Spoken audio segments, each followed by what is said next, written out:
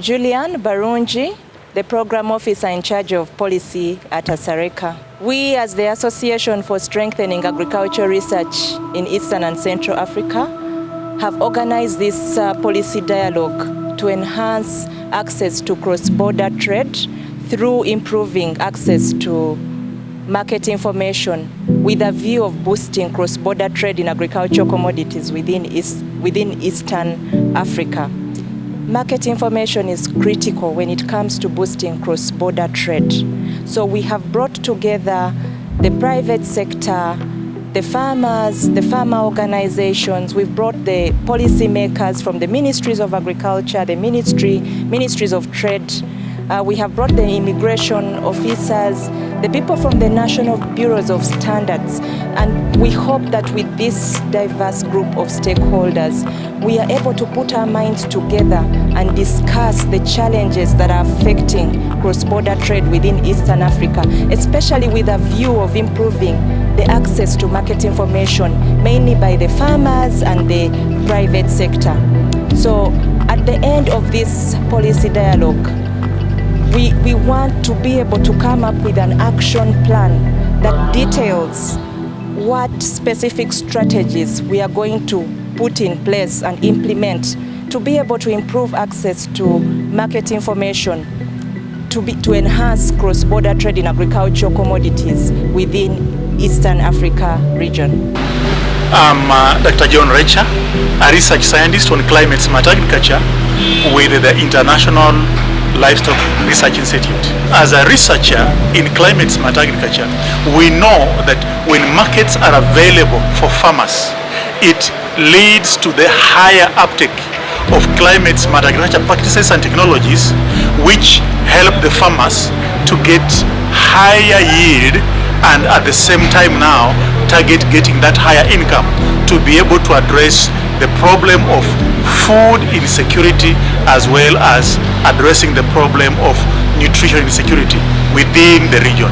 An ongoing process in the Eastern and Southern African region, and even Central African region, whereby farmers are getting market information, but there is a gap and a need to get it enhanced so that farmers can be able to get the right market information about their produce, right from crops all the way to livestock, and at the same time they end up knowing the quality that's required.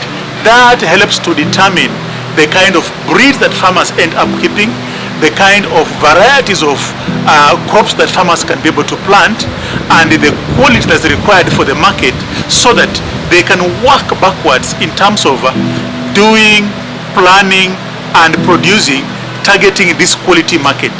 Therefore, there is a need to have the farmers trained to be able to produce in that manner, but also at the same time, a need to get the right information identified for the farmers, and they get it in a way that they can understand for them to be able to produce targeting that quality market.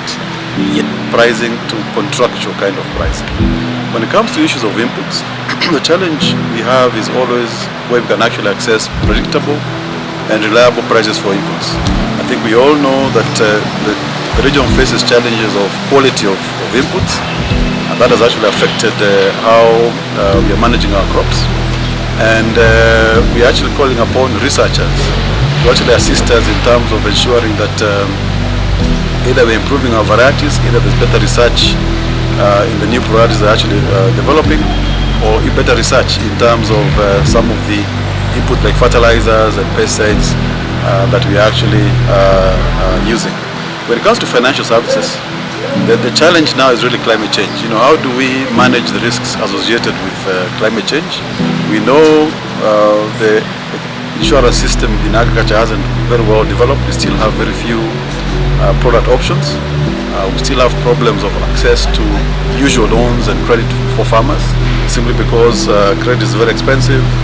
The profiling or the credit score process is also not very favorable for farmers.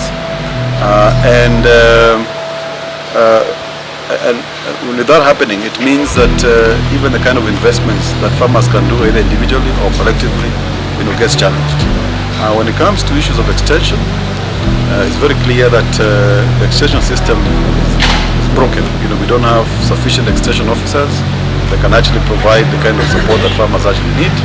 And it's important that farmers invest internally in extension to complement what government is doing.